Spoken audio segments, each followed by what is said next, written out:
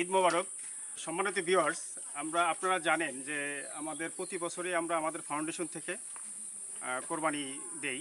সেই লক্ষ্যে এবারও আমরা ঈদের দ্বিতীয় দিন আমরা ফাউন্ডেশনের পক্ষ থেকে আজকে একটা কোরবানি দিব আমরা। তো আমাদের সাথেই থাকুন এবং দেখতে থাকুন, পুরো বিষয়টা আমরা আপনাদেরকে দেখাবো ইনশাআল্লাহ।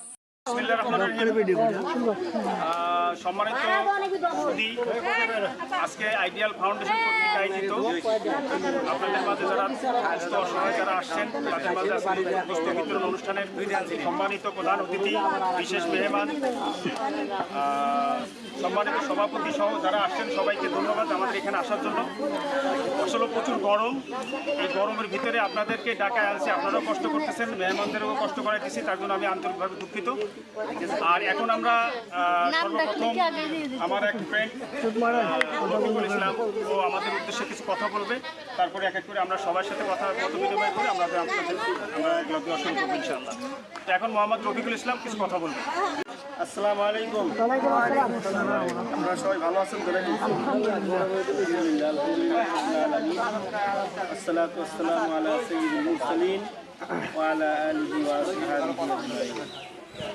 সম্মানিত উপস্থিতি, আজকে আইডিয়াল ফাউন্ডেশন কর্তৃক আয়োজিত এই গোস্ত বিতরণের অনুষ্ঠানের সম্মানিত ছাত্র প্রতিষ্ঠানের চেয়ারম্যান আমার বন্ধুবার জনাব ইসহাক, আরও উপস্থিত আছেন আমাদের অত্র এলাকার সুনামধন্য ব্যক্তিবর্গ, বিভিন্ন প্রতিষ্ঠানের ইউনিয়ন পরিষদের আমাদের মহিলা মেম্বারগণও আছেন এবং উপস্থিত সব আমার মা ও বোনেরা, সকলকে আমার পক্ষ থেকে এবং আইডিয়াল ফাউন্ডেশনের পক্ষ থেকে আন্তরিক অভিনন্দন, শুভেচ্ছা ও সালাম। সম্মানিত উপস্থিতি, আমরা এতটুকু জানি যে আইডিয়াল ফাউন্ডেশনটা অত্র এলাকার মধ্যে একটা সামাজিক প্রতিষ্ঠান। এই প্রতিষ্ঠানটা কি কাজ করে, কি কার্যক্রম করে, এটা তো আপনারা ইতিপূর্বেও দেখেছেন। আমিও ওর পাশে থেকে যতটুকু দেখেছি যে আপনাদের নিয়ে অনেক কিছু ভাবেন যে আমি যদি এই প্রতিষ্ঠানটা পর্যায়ক্রমে আগায় নিতে পারি, এই প্রতিষ্ঠানের মাধ্যমে 200-500 লোক কত ইউনিয়নের মধ্যে উপকৃত হবে, এই নিয়ে একটু ভাবে। এই ভাবনার লোকজন আমি মনে করি যে খুবই কম, সংখ্যায় খুবই কম।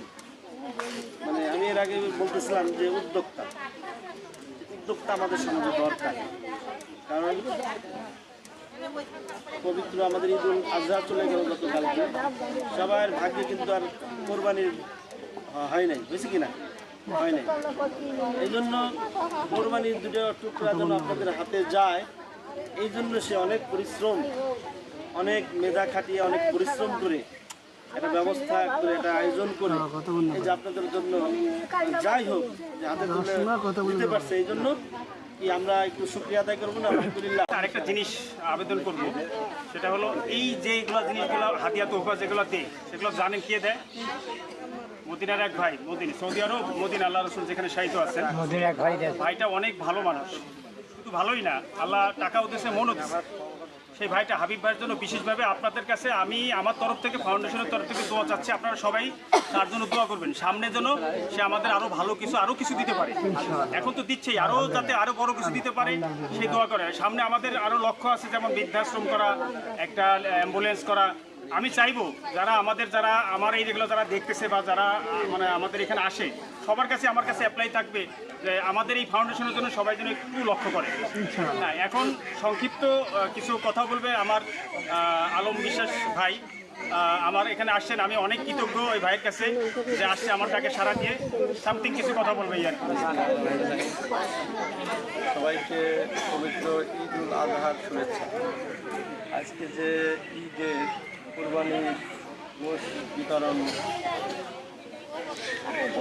গ্রামের আইডিয়াল ফাউন্ডেশনের সম্মানিত চেয়ারম্যান উপস্থিত আছেন, আমারই এক ভাই রাজবাড়ি থেকে আসছেন, উপস্থিত আছেন মহিলা, এই মদাপুর ইউনিয়ন পরিষদের মহিলা সদস্য 2 জন সম্ভবত আছেন উপস্থিত, এবং আপনারা যারাই আছেন এখানে মা বোনরা, তো আমি একটি কথা বলতে চাই, যেটা হচ্ছে যে ইসাক ভাই যে এত বড় একটা মহতি উদ্যোগ নিয়ে আগাচ্ছে গুটি গুটি পায়ে, আপনারা যারা আছেন আপনাদের কাছ থেকে সে অর্থ করি এগুলো সাহায্য চায় না, আপনাদের হচ্ছে আন্তরিকতা, আপনাদের ভালোবাসা, এগুলো এই সহযোগিতা সে কামনা করে।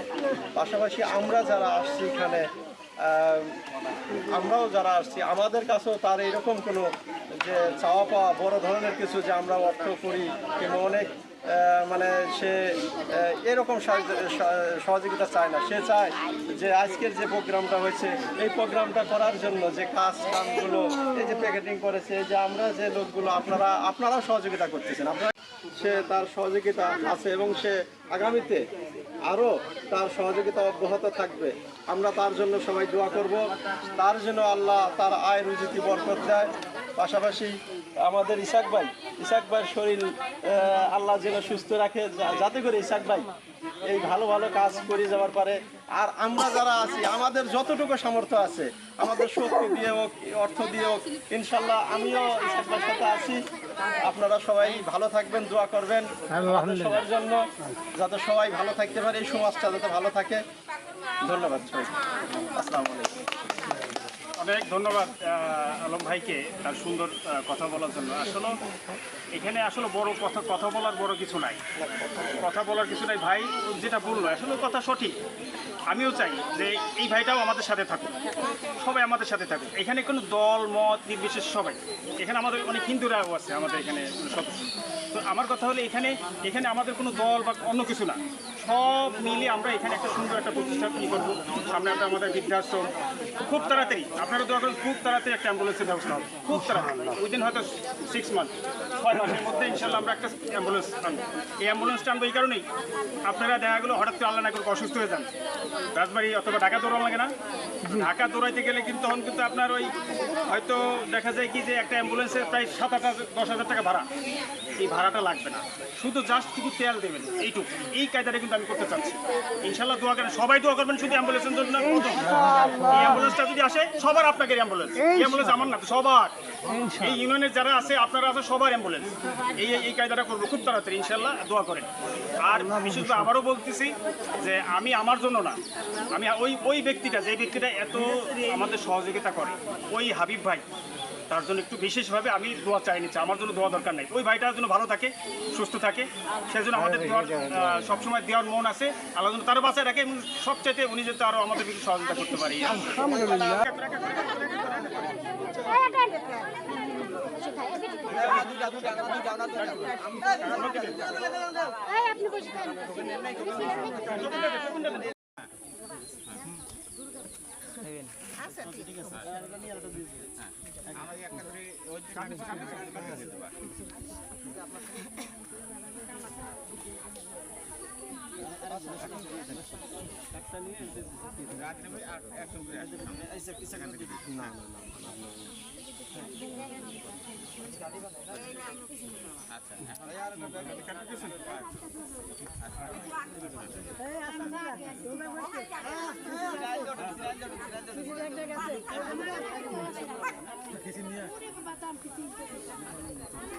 এই কাজ